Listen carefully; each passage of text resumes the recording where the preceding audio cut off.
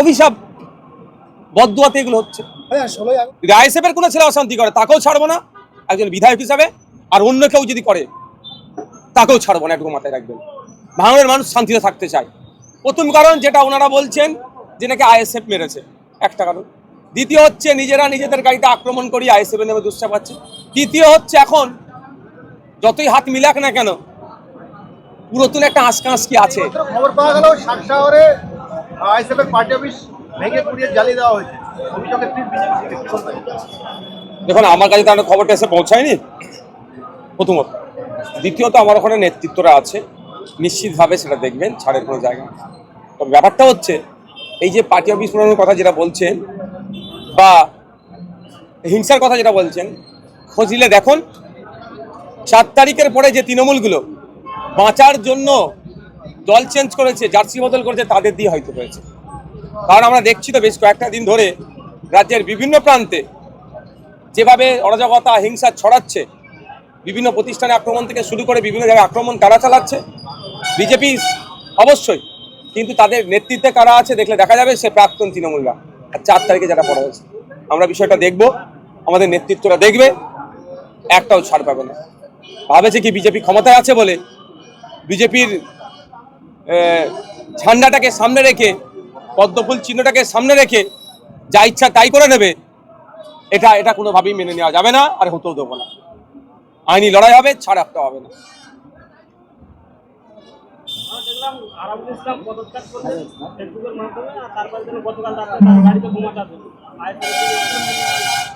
এটা একটা দারুণ ঘটনা। দল ত্যাগ করে গেলেন, গাড়িতে আক্রমণ হলো, স্বাভাবিকভাবে আইএসএফ এর বিরুদ্ধে অভিযোগ উঠবে, এটা স্বাভাবিক নিয়ম। এখানে একাধিক বিষয় থাকতে পারে তো। আমি সব সময় হিংসার বিরুদ্ধে, আপনারা জানেন গতকালকে যে ঘটনা ঘটেছে তাকে কোনোভাবেই প্রশ্রয় দেবো না, কিন্তু কয়েকটা আমার প্রশ্ন থেকে যায়। কথায় আছে না টাইমিং, এটাও তো হতে পারে যে তার পাশে এখন লোক নাই, রাতের অন্ধকারে গাড়িতে আক্রমণ করিয়ে দাও, আক্রমণ করিয়ে ভাঙড়ের মানুষের সিম্প্যাথি নিতে চাইব, একটা কারণ। প্রথম কারণ যেটা ওনারা বলছেন যে নাকি আইএসএফ মেরেছে, একটা কারণ। দ্বিতীয় হচ্ছে নিজেরা নিজেদের গাড়িতে আক্রমণ করি আইএসএফ এর নামে দুঃসাহ পাচ্ছে। তৃতীয় হচ্ছে এখন যতই হাত মিলাক না কেন পুরাতন একটা আঁচকাঁচকি আছে, কে বস হবে একটু বুঝার যদি থাকে বোঝে নেন, আমি নাম বলার প্রয়োজন বোধ করছি না। যতই ভেরি রিসেন্ট হাত মিলানো না, এরা পুরাতন আঁচকাঁচকি আছে, কে কাকে জেল খাটিয়েছে তারাও ভালো করে জানে। সেই রাগটা মেটানোর জন্য হচ্ছে কি চতুর্থ যেটা দাঁড়াচ্ছে, শুনেছি যে কারো একজনের পরিবারের লোকজন বিএলআর অফিসটাকে তার বাড়ি করে রেখেছিল, ক্ষমতার অপব্যবহার করে বিএলআর অফিস থেকে এর নামে ওর রেকর্ড কাটিয়ে দেওয়া বা ওর নামে মিথ্যা দলিল বানিয়ে দিয়ে রেকর্ড করিয়ে দিয়ে এরকম অনেক অত্যাচার করতো। আইএসএফ এর ছত্রছায়া এসেছিল, বড় একটা শক্তি ছিল, হয়তো করে উঠতে পারেনি, এখন তার রাগটা মিটাচ্ছে। সুতরাং একাধিক প্রশ্ন উঠছে, আমার ছেলেও যদি কেউ অন্যায় করে থাকে ছাড় না পায়, কারণ আমি এই ধরনের নির্দেশনা দিইনি আর দেবও না। আর এত মহান বড় নেতা হয়ে আসেনি যে তাকে চমকাতে হবে ধমকাতে হবে, জানি। কিন্তু এটা তদন্ত সাপেক্ষ তদন্ত হওয়া দরকার, আসল রহস্যটা কি। কারণ আমরা দেখেছি ইতিপূর্বে বিজেপির এক প্রার্থী ছিলেন 2019 লোকসভা নির্বাচনের সময়, তিনি গাড়ি করে যাচ্ছিলেন, হঠাৎ তার গাড়ির কাঁচ ভেঙে গেল। গাড়ির কাঁচটা ভেঙে কোথাও গেল, বাইরে পড়লো, মানে ভিতর থেকে গাড়ির কাঁচটা ভাঙলো, বাইরে ফেললো। বাইরে থেকে কেউ যদি ইট ছুটতো, আমি ইনার কথা বলছি না, এই বিষয়টা নয়, বিজেপির ওই প্রার্থীর কথা বলছি, আমাদের ওয়েস্ট বেঙ্গলে হয়েছে, তাহলে কাঁচটা ভেতরে যেত, মানে এই সিম্প্যাথি নেওয়ার জন্য। এক্ষেত্রে হয়নি কি তদন্ত সাপেক্ষ তদন্ত হলেই বুঝে যাবে। আপনি জানতে চান যে আপনাদের 2026 সালের ক্যানিং পূর্ব বিধানসভার প্রার্থী আরাবুল ইসলামের সঙ্গে আপনাদের কি এমন মিসআন্ডারস্ট্যান্ডিং হলো যে বিষয়টা ঠিক তো তাই জনগণ জানতে চায়, আমাদের জানতে চায়। পার্টির ইন্টারনাল সব কথা তো প্রকাশ্যে বলা যায় না, অনেক কিছু হয়েছে, নিশ্চিতভাবে হয়নি যদি বলি এটা ভুল হবে। আপনাদের মতোই এক সাংবাদিক কিন্তু একটা এক্সপোজ করেছে, বিচারের নাম করে কি হয়েছে না হয়েছে, ক্যানিং পূর্বের একটা ঘটনা আপনাদের মতো কোনো এক সাংবাদিক পাবলিক করে দিয়েছে। এই ধরনের অনেকই অভিযোগ আছে, হয়তো অনেকে সম্মানার্থে বা অনেকে ভয়েসের এক্সপোজ করছে। মানুষ ভেবেছিল যে শওকত মোল্লা গ্রেপ্তার হয়েছে, ভাঙড়ে অনেকটা শান্তি ফিরবে, কিন্তু সেই শান্তি বেশি দিন স্থায়ী হলো না। আরাবুল ইসলাম সাহেব দল থেকে বেরিয়ে গিয়ে ভাঙড়ে আবার অশান্তির পরিবেশ তৈরি হওয়ার। দেখুন, একটা কথা আমি বলবো, নতুন করে ভাঙড়ে তোলাবাজের জন্ম হতে দেবো না।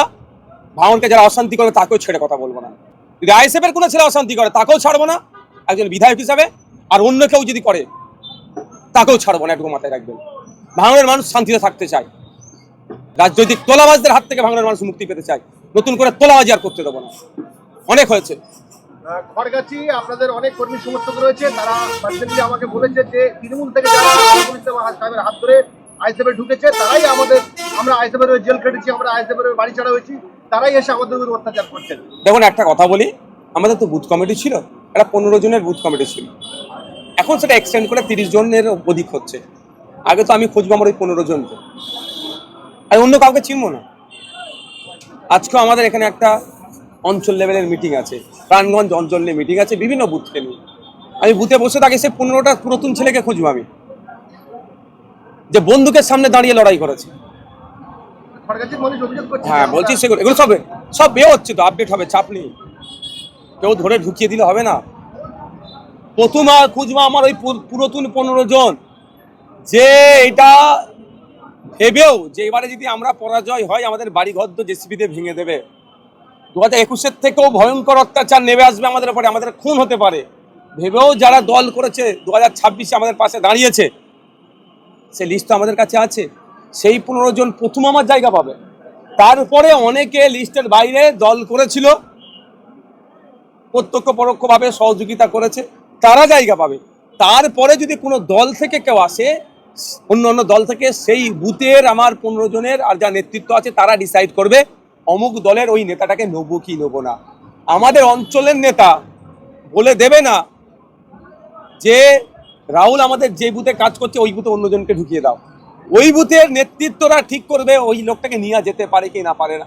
তারা আমাদেরকে জানাবে, রাজ্য কমিটিকে, আমরা সেখান থেকে অ্যাপ্রুভাল দেবো, তারপরেই তো হবে। আপনি যদি মনে করেন কেউ একজন তৃণমূলের কোনো নেতার হাতে ঝান্ডা ধরিয়ে দিল, আইএসএফ এর ঝান্ডা, সে তৃণমূলে চলে আসলো, আইএসএফ এ চলে আসলো, এটা হবে না। এটা আমি ক্যামেরায় বলছি, চেয়ারম্যান হিসাবে দায়িত্ব নিয়ে বলছি। কারণ ভাঙড়ের 278 নম্বর বুথে তৃণমূলের অমুক নেতাটা অত্যাচার করেছে না, গোলাপ ফুল দিয়ে সৌজন্যতা রাজনীতি করেছে, আমি যতটা জানবো বিধায়ক হিসাবে তার থেকে বেশি জানবে ওই বুথের আমার নেতৃত্বরা। সুতরাং ওই নেতা যদি আসতে চাই ভাইজানের খাত ধরে, ভাইজানেরও কাজ হচ্ছে ওই 278 নম্বর বুথের সাথে আলোচনা করা, এটা আমাদের পার্টির গাইডলাইন। তাই আপনার মাধ্যমেই আমি সাকসারের মানুষ যারা আইএসএফ খড়গাছির নেতৃত্বদের বলবো, যারা আছেন হতাশার জায়গা নাই।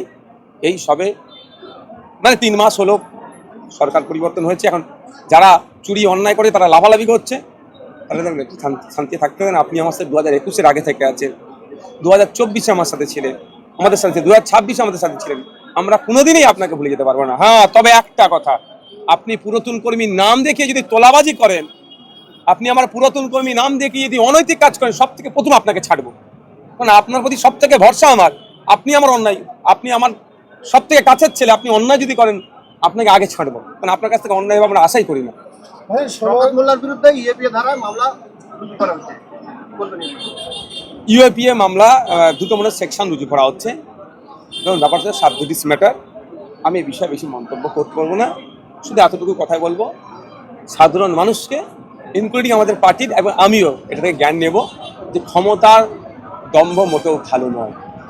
যে সরকার সাহেব ভাঙড় কলেজ মাঠে একটা ফুটবল টুর্নামেন্ট দিয়েছিল না, খেলা দিয়েছিল, ওই সময় আতশবাজি বাজানোকে কেন্দ্র করে পলিউশন হচ্ছিল বলে কলকাতা পুলিশের কর্তারা তাকে গিয়ে বারণ করছিল বলে, হ্যাঁ হয়তো বলেছে এই বাজানো বন্ধ করলে অ্যারেস্ট করে নেবো, এটা বলে অনেক সময় পুলিশের ক্ষেত্রে, অ্যারেস্ট না করলেও বলে একটু ভয় দেখাতে হয়। সেই সময় যে পুলিশকে দাবড়ে ছিল, চমকে ছিল, কান গরম করে দেবে এরকম ব্যাপার ছিল, সেই পুলিশেরই আন্ডারে তাকে পুলিশ কাস্টডিতে থাকতে হচ্ছে। বাঘ ছিল বিড়াল হয়ে গেছে। আমি এতটুকুই বলবো, বিষয় ক্ষমতার অপব্যবহার করা উচিত নয়। ক্ষমতার অপব্যবহার করলে এই শওকত মোল্লাদের মতো অবস্থা হবে। ক্ষমতা পেয়েছেন, সৎ ব্যবহার করুন। ক্ষমতা চিরস্থায়ী নয়, কাল আগামীতে আপনার হাতে ক্ষমতা যাবেই, আগামীতে আপনার হাত থেকে ক্ষমতা যাবেই। সারা জীবন থাকে না কারো হাতে ক্ষমতা। 25 বছর পশ্চিমবাংলায় কংগ্রেসের হাতে ক্ষমতা ছিল, 34 বছর ছিল বামেদের হাতে ক্ষমতা, 15 বছর ছিল টিএমসির হাতের ক্ষমতা, এখন এই 110 দিন মতো ক্ষমতা আছে বিজেপির হাতে। কালকে বিজেপির হাতে ক্ষমতা যাবে। ক্ষমতা যাওয়ার পরে কি হয়, কেমন মানুষ আচরণ করবে, প্রশাসন কেমন আচরণ করবে, সেটা নির্ভর হবে ক্ষমতায় থাকা অবস্থায়। সরকার সাহেব যখন ক্ষমতায় ছিল, আপনার কথা বলি যদি আমি, এই সাংবাদিক সাহেব আপনি বলুন আপনারটা কি অত্যাচার হয়েছে? আপনি আপনার বাড়ির জন্মভিটাতে থাকতে পারেন কি? এখন হয়তো যাচ্ছেন। এই সরকার সাহেব ক্ষমতার অপব্যবহার করে আপনার বাড়িতে এক প্রকার বুল্ডোজার চালিয়েছে। কেন? আপনি অন্যায়ের বিরুদ্ধে কথা বলেছেন। আপনি আইএসএফ করার জন্য নয়, আইএসএফ অনেক জন্ম হওয়ার অনেক আগে আপনাকে ভিটে ছাড়া করেছে। আজকে দেখুন সে তার বাড়িতে থাকতে পারছে না, সে জেলে থাকছে। তো এইগুলো অভিশাপ, বদদুয়াতে এগুলো হচ্ছে।